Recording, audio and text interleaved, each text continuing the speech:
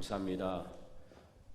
우리 하나님을 사랑하는 마음 한결같이 오늘도 이 자리에 나온 여러분들의 심령 속에 하나님의 사랑이 가득할 수 있기를 간절히 소망합니다. 지난 2주에 걸쳐서 믿음에 관한 말씀의 은혜를 우리가 받고 있습니다. 참으로 이 믿음이라는 것은 우리가 생각하면 생각할수록 귀하고 또 귀하다라고 할 수밖에 없어요. 그래서 오늘 우리가 읽었던 히브리서 11장도 이게 믿음장이라고 부를 만큼 믿음에 관해서 그리고 믿음의 사람들에 관해서 소개를 하고 있습니다. 그래서 이 히브리서 11장 4절부터 시작된 이 믿음의 사람들, 이 아벨부터 시작해서 모세 그리고 기생 라합까지 각계각층의 사람들의 그 믿음을 이게 아주 자세하게 소개하고 있습니다. 그래서 히브리서 11장 13절에서 16절, 13절에서 16절은 이렇게 기록하고 있습니다.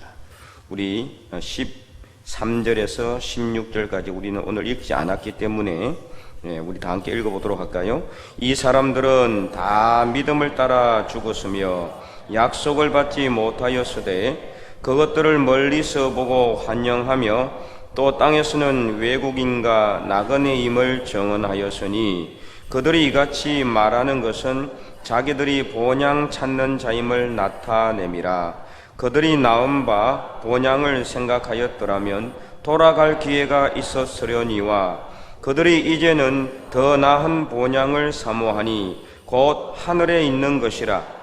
이러므로 하나님이 그들의 하나님이라 일컬음 받으심을 부끄러워하지 아니하시고 그들을 위하여 한 성을 예비하셨느니라. 아멘.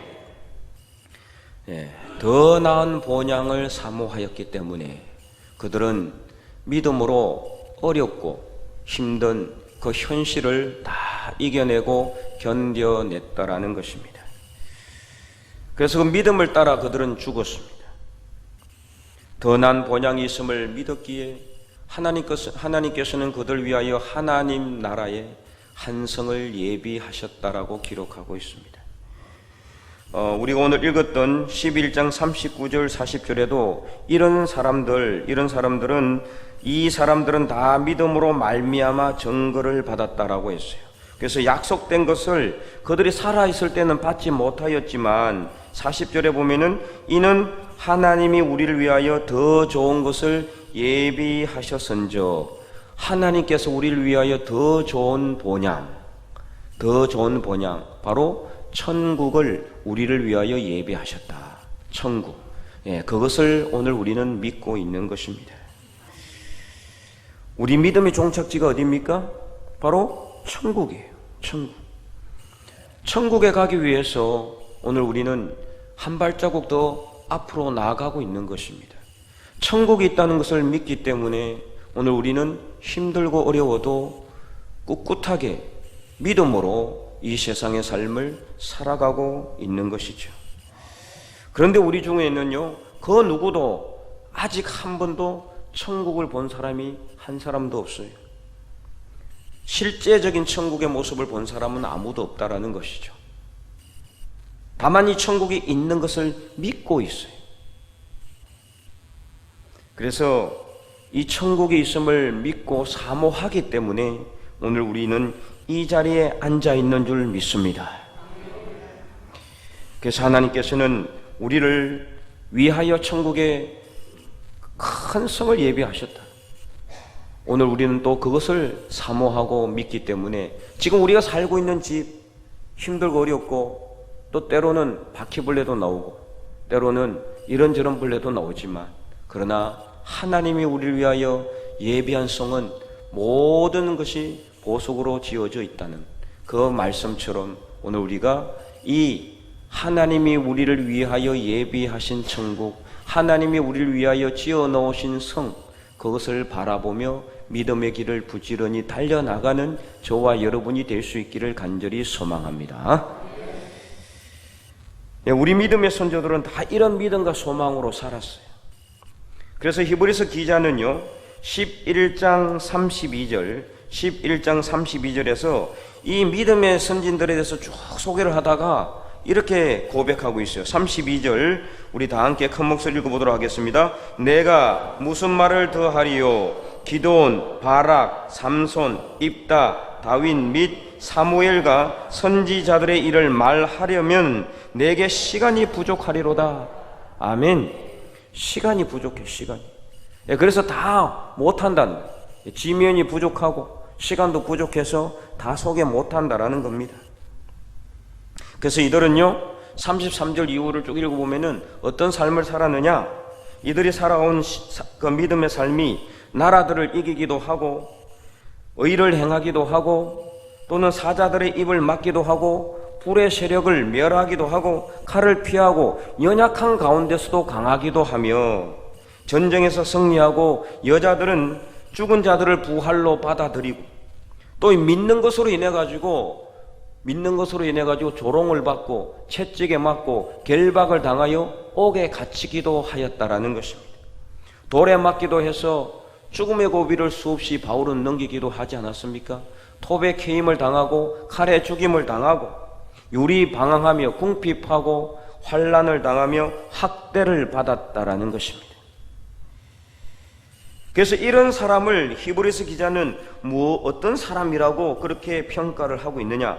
자, 히브리서 11장 38절 가로 안에 말씀만 우리 다 함께 읽어보도록 하겠습니다. 이런 사람은 세상이 감당하지 못하느니라. 아멘. 세상이 감당하지 못하는 믿음.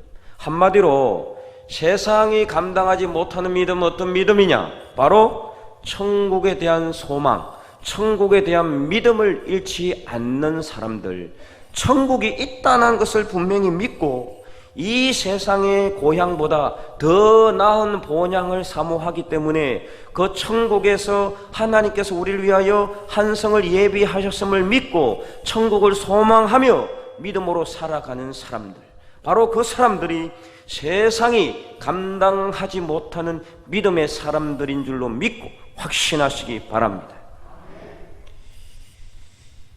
이처럼 세상이 감당하지 못할 믿음이 바로 지금 우리에게 절실하게 필요합니다.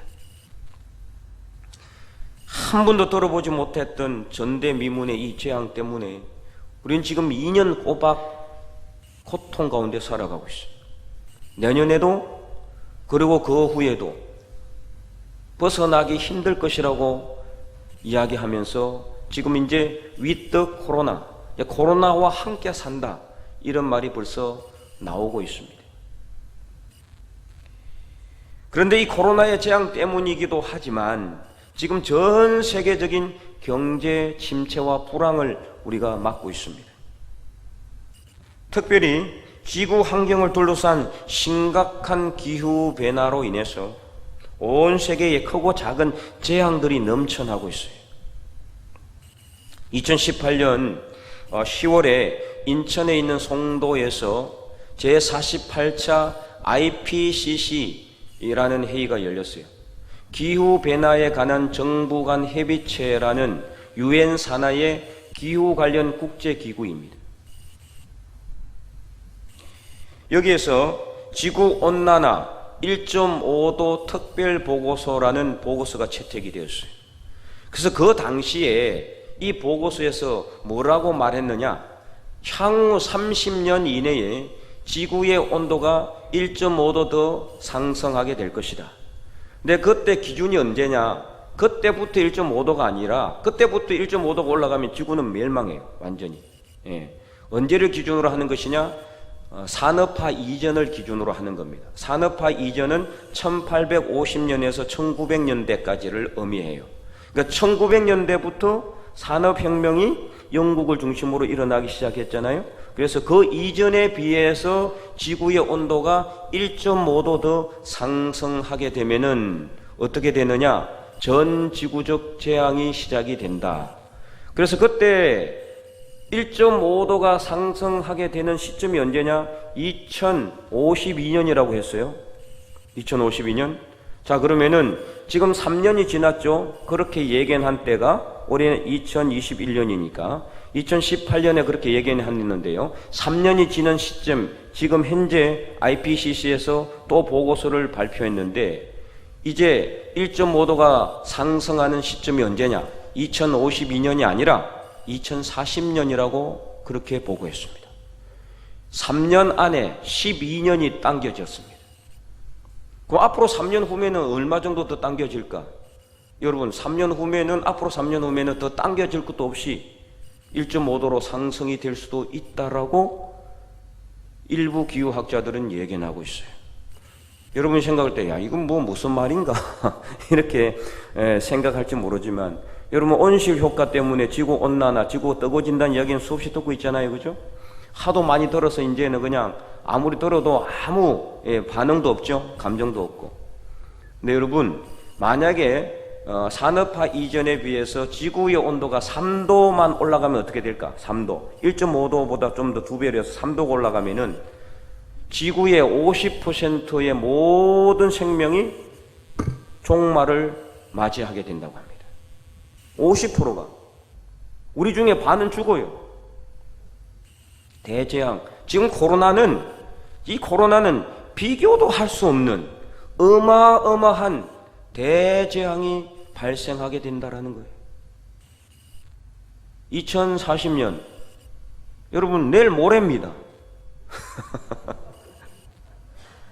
그렇죠? 얼마 안 지나서 2040년 와요. 무려 3년 만에 12년이 당겨졌는데 앞으로 내년에 또 보고서를 채택하면은 이제 2030년이 될지도 몰라요.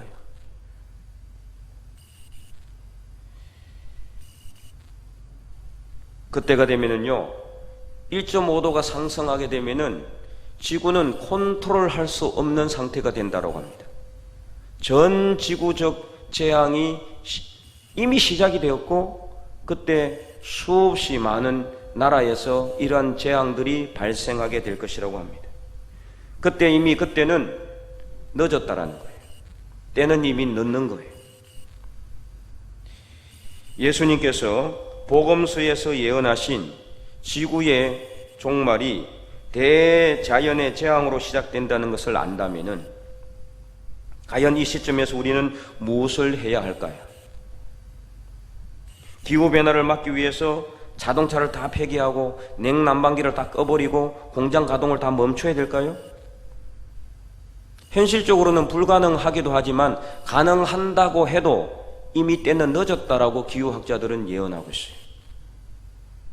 지금 당장 모든 지구상에 있는 산업기기를 완전히 풀 스톱을 한다고 해도 이미 때는 늦었다라는 거예요. 이미 올라가고 있는 온도를 멈추지 못하는 건, 다만 지금 할 수 있는 것은 이 속도를 좀 늦추는 거, 이거 말고는 할 수 있는 길이 없다라는 겁니다. 하나님께서 창세기 7장에서 물로 이 세상을 심판을 하시면서, 물로 세상을 심판하고 나서, 그래서 이제는 다시는 이 물로 세상을 심판하지 아니하리라, 그렇게 약속한 것이 무엇입니까? 무지개입니다. 그리고 무엇으로 이제 이 세상을 심판하신다고 말씀하시고 있어요? 불로. 이제 불로 세상을 심판하신다고 하고 있어요. 여러분, 뜨거워지고 있습니다. 지구가. 앞으로 몇 년 후면은, 100년 후면은 지구가 불덩이가 될지도 모릅니다. 성경에서 이미 하나님께서 이미 오래전부터 이것을 예언하셨고 말씀하셨고 경고하셨어요. 인류를 향해서 수없이 경고를 하셨는데, 말씀하셨는데도 아무도 여기에 대해서 깨닫지도 못하고 하나님의 말씀에 대해서 경각심을 느끼지도 못했어요. 무려 1970년대에 이르러서야 겨우 지구온난화라는 개념이 나오기 시작했어요. 불과 몇 년 전에. 참으로 지금 우리는 끝없이 나타나고 있는 코로나와 같은 이러한 지구적인 대재앙을 우리가 그냥 쉽게 생각해서는 안 된다는 겁니다. 2040년이나 2052년 되면은 나는 그때 없으니까 괜찮다, 그렇게 생각하시는 분들이 있습니까? 여러분들이 있을 때 지구에 종말이 오지 않는다 할지라도 그럼 여러분의 자녀와 자녀손들은 어떻게 하겠습니까? 내 생명보다 목숨보다 더 중요하다고 생각하는 여러분의 자녀들은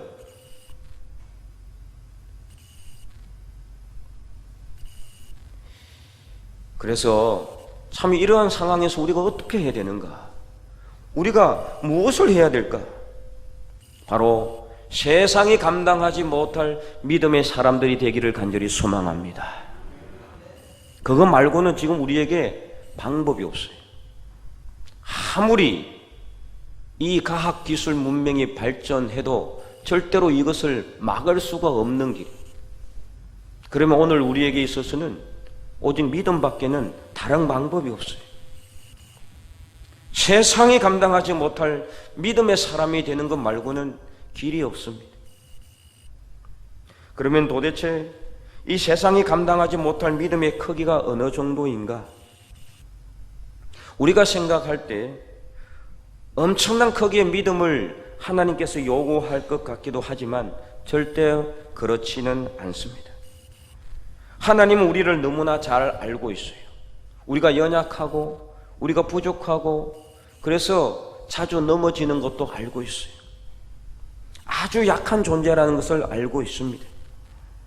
그래서 하나님께서 우리에게 요구하시는 믿음은 바로 겨자씨 한 알 정도의 믿음이에요. 그래서 하나님께서 우리에게 요구하는 이 믿음의 크기가 우리가 생각하는 것처럼 크다라는 것이 아니라는 거예요. 누가복음 17장 5절에 사도들이 예수님께 믿음을 더하여 달라고 간구하자 예수님께서 뭐라고 말씀하셨습니까? 누가복음 17장 6절 말씀, 누가복음 17장 6절 말씀을 다 함께 큰 목소리 읽어보도록 하겠습니다. 주께서 이러시되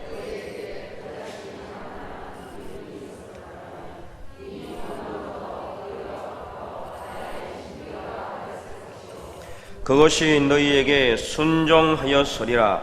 아멘. 여러분 겨자씨 한 알요. 여러분 겨자씨 본 적 있어요? 겨자씨는요 눈에 보이지도 않을 정도로 정말 작습니다. 너무나 작아서 이게 씨인지 씨가 아닌지도 모를 정도로 작아요. 그러면 과연 정말 우리에게 필요한 믿음의 크기가 이 겨자씨 한 알 정도의 믿음밖에 되지 않아도 될까요? 여기서 말씀하시는 이 말씀의 의미는요 믿음의 크기를 의미하는 것이 아니에요. 믿음의 능력에 대해서 말하고 있는 것입니다. 믿음의 크기를 논한다라면 도대체 어떤 것을 기준으로 믿음의 크기를 논하면 될까요? 그냥 뭐 내 생명을 그냥 바치면 믿음이 크고 아니면 믿음이 작다라고 이야기할 수 있을까요? 아무도 판단할 수 없습니다. 그러므로 믿음의 크기가 크니 작니 이것도 이야기할 수가 없어요. 중요한 건 뭐냐?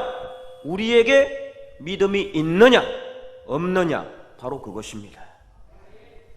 믿음이 있으면은 산을 던져서 바다에 던질 수도 있는 것, 산을 들어서 바다에 던질 수도 있는 것이, 바다에 심겨져 있는 산을 들어서 다시 옮길 수도 있는 겁니다. 믿음이 있는 것, 이것이 중요한 것. 믿음이 있느냐 없느냐 예수님께서 그것을 말씀하시는 거예요. 그래서 이 세상이 감당하지 못하는 믿음, 겨자씨 한 알만큼의 믿음이라 할지라도 과연 그러면 우리가 이 믿음을 소유하기 위해서는 어떻게 해야 되느냐? 다 함께 12장 1절과 2절 말씀 우리가 읽었지만 다시 한 번 더 큰 목소리로 읽어보도록 하겠습니다. 이러므로 우리에게 구름같이 둘러싼 허다한 정인들이 있으니 모든 무거운 것과 얽매이기 쉬운 죄를 벗어버리고 인내로서 우리 앞에 당한 경주를 하며 믿음의 주요 또 온전하게 하시는 이인 예수를 바라보자. 그는 그 앞에 있는 기쁨을 위하여 십자가를 참으사 부끄러움을 개의치 아니하시더니 하나님 보좌 우편에 앉으셨느니라. 아멘. 첫 번째는 죄를 벗어버려야 됩니다. 죄, 우리 앞에 있는 죄. 죄가 있으면 절대로 믿음이 생길 수가 없어요. 그래서 죄는 믿음의 가장 큰 적입니다. 그래서 우리는 늘 죄를 짓지 않도록 해야 되지만 죄가 있으면 항상 회개하는 마음을 가져야 돼요. 그래서 회개를 자주 해야 됩니다. 눈만 뜨면 회개해야 되는 거예요. 하나님 주의 죄와 악을 용서하여 주시옵소서. 저를 깨끗하게 하여 주시옵소서. 정결하게 하여 주시옵소서. 늘 회개함으로 죄를 멀리해야 믿음이 생기는 거예요. 죄가 있으면 절대로 믿음이 생길 수가 없어요. 두 번째는 인내해야 됩니다. 그래서 우리 앞에 놓여있는 이 믿음의 경주를 절대로 포기하지 말아야 됩니다. 그래서 기다릴 수 있어야 되는 거예요. 끝까지 참아야 되는 거예요. 아마 지금 너무 힘들어요. 그래서 그냥 좀 쉬고 싶어요. 쉬면 안 돼요. 지금 쉬면 안 되는 거예요. 성경에 수없이 많은 사람들이 중간에 쉬다가 얼마나 큰 낭패를 당했습니까? 다윗도 그랬죠. 그가 하나님 앞에서 놀라운 하나님의 복을 받아서 왕이 되었지만, 그래서 왕이 되고 나니까 그가 출전할 때가 되어서 출전을 하지 않고 편안하게 왕궁 옥상을 거닐다가 쉬니까, 그 믿음의 길을 딱 이게 더 이상 가지 않고 딱 쉬니까 평소에 보이지 않던 바세바를 보게 되는 거예요. 평소에는 안 보였어요. 믿음이 있을 때는 안 보였단 말이에요. 믿음이 있을 때는 죄가 보일 수가 없어요. 믿음이 딱 사라지니까 죄가 보이는 거예요. 결국에는 죄를 범하게 됐잖아요. 그의 남편을 살인 청부하고 그것을 숨기기 위해서 얼마나 많은 죄를 지었습니까? 포기하면 안 돼요. 힘들어도 가야 돼요. 그래서 여러분, 비록 내 몸이 힘들고 어려워도, 지금 삶이 힘들고 어려워도, 지금 여러 가지 상황으로 인해서 고통스러워도 절대로 이 믿음의 길을 포기하지 말고 달려나가는 저와 여러분이 될 수 있기를 간절히 소망합니다. 세 번째, 믿음의 주요 온전케 하시는 이인 예수님을 바라봐야 하는 겁니다. 그래서 죄를 벗어버리고 이 믿음의 길을 포기하지 말고 예수님을 바라보는 것. 이 예수님은 우리를 온전하게 하시는 분이심을 믿고, 이 예수님만 바라보고 예수님만 믿고 예수님을 향해서 나아갈 때 우리는 세상이 감당하지 못하는 믿음의 사람이 될 줄로 믿습니다. 그래서 이상을 통해서 지금까지 우리가 지난주, 그전주까지 믿음에 대한 모든 내용을 한 번으로 정리한다 그러면, 첫째, 우리가 믿음의 큰 사람이 되어야 되는데 그러기 위해서는 열심히 기도하라고 그랬죠. 그리고 눈앞의 현실을 바라보지 말고 예수님만 바라보라고 그랬어요. 바로 이것이 믿음의 실체라고 했기 때문에. 그리고 의심하지 말고 두려워하지 말고 믿기만 하라고 했습니다. 그리고 세상 사람들이 오늘 말씀처럼 감당하지 못할 믿음의 사람이 되었는데 결국에는 결론이 무엇입니까? 예수님을 바라보는 것, 예수님을 믿는 것, 바로 이것이 믿음의 시작이요 끝이라고 볼 수가 있는 것입니다. 그래서 예수님만 바라볼 때, 예수님을 바라볼 때, 예수님만 의지할 때, 예수님만 생각하고 예수님 뒤를 따라가는 그러한 삶을 살아갈 때 이 세상이 감당하지 못할 믿음의 사람들이 되어서 내일 당장 이 지구가 뜨거워서 불덩이가 된다고 해도 우리는 두려워할 필요가 없는 것입니다. 그래야 말로만 우리가 믿음을 외치는 것이 아니라 오직 행함과 진실함으로 믿음의 삶을 살아가야 되는 거죠. 그래서 이 세상 사람들이 절대로 감당하지 못할 믿음의 사람이 되어야 하는 것입니다. 아브라함이나 모세나 기드온이나 사무엘이나 다윗 같은 사람, 얼마나 놀라운 믿음의 사람들이었습니까? 이들의 믿음이 세상이 감당하지 못할 믿음이었는데, 그래서 그 믿음의 역사 위에 하나님께서 놀라운 역사를 이루셨잖아요. 복음서에도 이처럼 믿음의 사람들, 이 세상이 감당하지 못할 믿음의 사람들을 여러 번 소개하고 있는데, 복음서에 보면 수없이 그 사람들이 나와요. 마태복음, 마가복음, 누가복음, 요한복음에 보면은 이 사람들이 쭉 소개되고 있는데, 그 중에 몇 가지만 소개를 하면은, 첫 번째 마태복음 15장에 보면은요, 가난한 여자 한 명이 나와요. 이 여인은 수로보닉의 여인이라고도 나오고 있습니다. 그런데 이 여인이 귀신 들린 딸이 있는데 그 딸을 고쳐달라고 예수님께 간청을 합니다. 그러자 예수님께서 첫 번째로 바로 딱 거절해요. 이런지하에 나는 이스라엘의 잃어버린 양 외에는 보내심을 받지 아니하였다. 그 정도 되면 그냥 이 여인이 포기하고 갈만한데, 그죠? 그런데 포기하지 않아요. 이 여인은 그래도 또다시 예수님께 나와서 또다시 고쳐달라고, 자기 딸을 고쳐달라고 그렇게 간청하는 겁니다. 그래서 예수님께서 뭐라고 그랬어요? 정말 인격적으로 참을 수 없는 모욕적인 말을 합니다.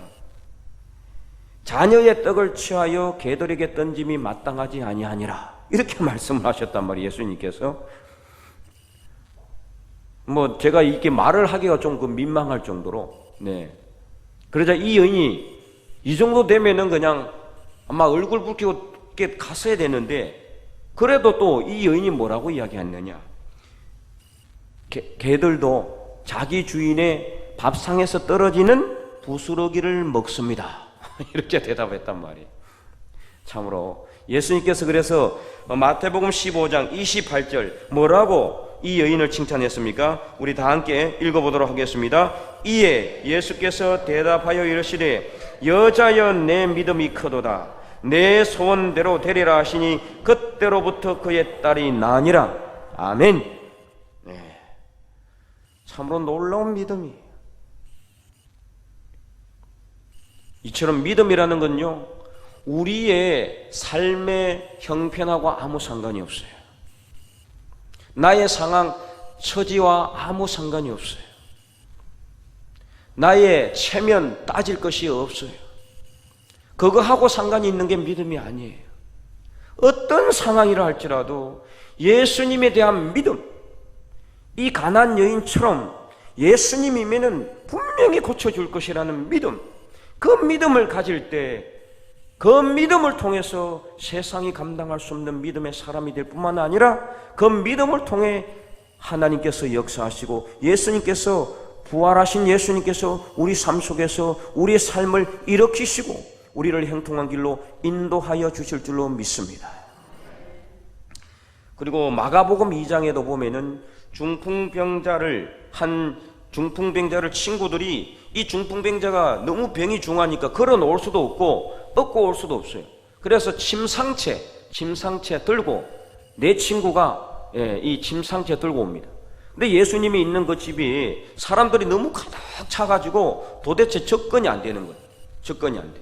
그래서 어떻게 했습니까? 그 친구들이 할 수 없어가지고 그 집에 옥상으로 올라가요. 거기는 열려 있었기 때문에 옥상으로 올라가가지고 집에 지붕을 뜯어서 지붕에 침상채로 줄을 매가지고 날아내립니다. 무슨 영화에나 나올 법한 그런 일이 벌어졌어요. 그러면 어떻게 됩니까? 예수님이 아니 무슨 이런 사람들이 다 있나 하고 막 꾸중해야 될 텐데 이 친구들과 이 중풍병자의 믿음을 칭찬했단 말이에요. 그래서 마가복음 2장 5절 우리 다 함께 읽어보도록 하겠습니다. 예수께서 그들의 믿음을 보시고 중풍병자에게 이르시되 작은 자야 내 죄사함을 받았느니라. 아멘. 그리고 나중에는 일어나 내 침상을 가지고 걸어가라, 그렇게 말씀하셨을 때 이 중풍병자가 완전히 나아서 첫 번째는 죄사함의 은혜를, 두 번째는 병나음의 은혜를, 그렇게 큰 놀라운 역사가 일어나게 되는 것을 볼 수가 있습니다. 믿음이란 것은 이처럼요, 우리 앞에 있는 뭐를 없앤다? 모든 장애를 제거하는 그런 놀라운 힘이 있습니다. 믿음을 가지면은요, 어떠한 장벽도 뚫을 수가 있어요. 아무리 사람이 많아도 하나님께서, 성령께서 믿음을 가지고 있는 사람에게 무엇을 주느냐? 지혜를 주시는 겁니다. 이 장벽을 뛰어넘을 수 있는 힘과 능력을 주시고 이 어둠을 뚫고 나아갈 수 있는 지혜를 주셔가지고 주님 앞으로 나아가게 해준다라는 거예요. 그런 믿음의 사람들이 되시기를 소망합니다. 세 번째는 누가복음 7장에 보면은요, 한 백부장이 그 종이 다 죽어가고 있었어요. 그래서 백부장이 예수님께 나와서 내 종을 좀 고쳐달라 이렇게 요청을 해요. 그래서 예수님께서 어떻게 합니까? 그 백부장과 함께 집으로 가려고 하는데 백부장이 아닙니다. 우리 집에 들어오심을 저는 감당하지 못하겠습니다. 어떻게 예수님같이, 당신같이 귀하신 분이 내 집에 들어올 수 있습니까? 그냥 말씀만 해서 낫게 해 주십시오. 그렇게 합니다. 그러자 예수님께서 뭐라고 하십니까? 누가복음 7장 9절 역시 우리 다 함께 큰 목소리로 보겠습니다. 예수께서 들으시고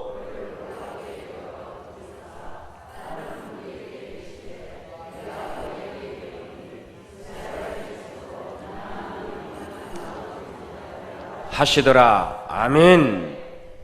네, 정말 놀라운 믿음이죠. 이처럼 믿음은 또 무엇이냐?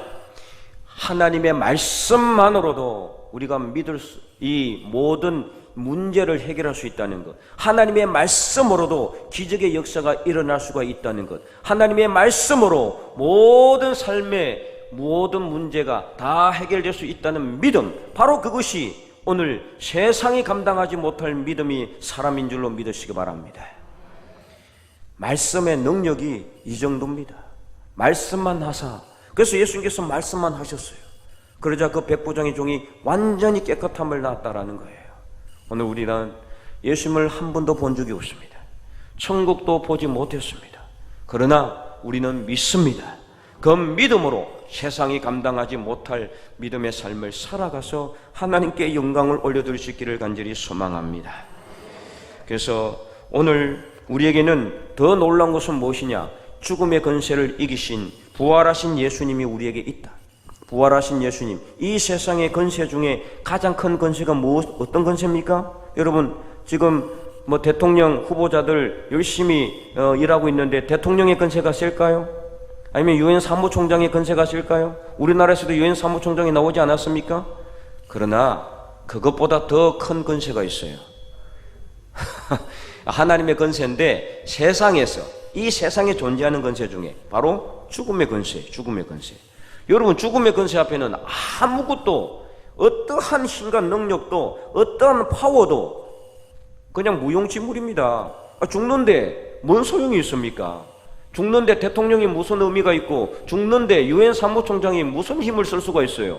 아무 힘도 쓸 수가 없어요. 그러나 이 죽음의 권세를 깨신 분이 있어요. 바로 누구십니까? 부활하신 예수님이세요. 그러므로 예수님이 우리에게 있는데, 내가 예수님을 믿는다면은 이 세상에 가장 큰 권세도 이기신 예수님을 내가 믿는데, 어떠한 재앙이, 어떠한 이 세상의 환란이 우리를 힘들게 할 수가 있겠습니까? 아무것도 힘들게 할 수 없어요. 예수님을 믿는 믿음, 바로 그것이 세상이 감당하지 못할 믿음의 사람입니다. 그래서 요한복음 11장에 보면은요, 마리아와 마르다의 오라버니 나사로가 죽게 되어서 마리아와 마르다가 평소에 예수님과 친했어요. 그래서 예수님한테 사람을 보내가지고 주님 빨리 오셔서 우리 오라버니 빨리 낫게 해주세요. 근데 예수님이 지체를 해버렸어요. 그래서 죽어버렸습니다. 이미 죽은 지 3일이 지나서 무덤에 딱 장사가 돼서 그 후에 예수님이 오셨단 말이에요. 마리아와 마르다 별로 기뻐하지 않죠. 그래도 어쨌든 간에 마리아와 마르다가 예수님을 영접하려고 하는데 예수님께서 그것을 아시고 무엇이라고 말씀하고 있습니까? 요한복음 11장 25절과 26절 말씀, 요한복음 11장 25절 26절 말씀 우리 다 함께 큰 목소리로 보도록 하겠습니다. 예수께서 이르시되 나는 부활이요 생명이니 나를 믿는 자는 죽어도 살겠고 무릇 살아서 나를 믿는 자는 영원히 죽지 아니하리니 이것을 내가 믿느냐? 여러분 믿습니까? 이에 대한 우리의 대답이 어떻게 되어야 될까요? 요한복음 11장 27절 말씀 역시 큰 목소리로 보도록 하겠습니다. 이르되 주여 그러하외다. 주는 그리스도시요 세상에 오시는 하나님의 아들이신 줄 내가 믿나이다. 아멘. 이러한 믿음이 우리에게 있기를 원합니다. 세상의 모든 죽음의 권세를 깨시고 이기신 예수 그리스도를 믿는 믿음, 나는 부활이요 생명이니 나를 믿는 자는 죽어도 살겠고 무릇 살아서 나를 믿는 자는 영원히 죽지 아니하리니 이것을 내가 믿느냐? 우리의 대답은 예, 믿습니다. 주는 살아계신 하나님의 아들이요 그리스도이심을 내가 믿사오니 내가 이 세상에서 어떠한 고난과 환난을 당한다 할지라도 예수님을 향한 믿음을 결코 버리지 않겠습니다. 오늘 우리의 고백과 대답이 될 수 있기를 간절히 소망합니다. 그래서 마가복음 9장에 귀신 들린 아이의 아버지가 예수님께 할 수 있거든 우리 아이를 좀 제발 살려달라고 그렇게 간청을 하죠. 그랬을 때 예수님께서 마지막으로 무엇이라고 말씀하셨습니까? 우리 마가복음 9장 23절 마지막으로 마가복음 9장 23절 큰 목소리로 읽어보도록 하겠습니다. 마가복음 9장 23절 준비가 안 되었나요? 마가복음 9장 23절 말씀 우리 다 함께 찾아보도록 하겠습니다. 마가복음 9장 23절입니다. 신약성경 69면입니다. 신약성경 69면 마가복음 9장 23절. 귀신 들린 아이의 아버지가 할 수 있거든 무엇이든 좀 해주셔서 불쌍히 여겨달라고 그렇게 간청을 하자 예수님께서 말씀하신 말씀이에요. 우리 다 함께 큰 목소리로 보겠습니다. 예수께서 이러시되 할 수 있거든이 무슨 말이냐? 믿는 자에게는 능히 하지 못할 일이 없느니라 하시니. 아멘. 여러분, 할 수 있거든이 아닙니다. 믿는 자에게 능하지 못할 일이 없다라는 것을 믿으시기 바랍니다. 모든 것을 할 수가 있습니다. 그러므로 오늘 우리에게 세상이 감당하지 못할 믿음은 어떤 믿음이냐? 바로 예수님을 믿는 믿음이에요. 예수님을 믿는 믿음을 통해서 세상이 감당하지 못할 믿음을 소유하여 이 땅에 어떠한 환난과 고난과 재앙이 닥친다 할지라도 하늘을 우러러 한 점 부끄러움이 없는 믿음의 사람들이 되어서 예수님께서 이 땅에 다시 오실 때까지 믿음으로 넉넉하게 승리하는, 그래서 세상이 감당하지 못할 믿음의 사람들이 될 수 있기를 주님의 이름으로 간절히 축원드립니다. 기도하겠습니다. 하나님 아버지, 감사와 찬송과 영광을 올려드립니다. 세상이 감당하지 못할 믿음의 사람, 바로 그 사람은 천국을 소망하는 사람이요, 바로 그를 위해서는 예수를 믿는 믿음이 있어야 한다는 이 말씀을 우리가 가슴 깊이 새기고 이 시대에 세상이 감당하지 못할 믿음의 사람들이 되어서 하나님 보좌 우편에 앉으신 예수님께서 이 땅에 다시 오실 때까지 믿음으로 넉넉하게 승리하여 하나님께 영광을 올려드리는 믿음의 사람들이 다 될 수 있도록 인도하여 주시옵소서. 예수님의 이름으로 감사하며 기도드리옵나이다. 아멘.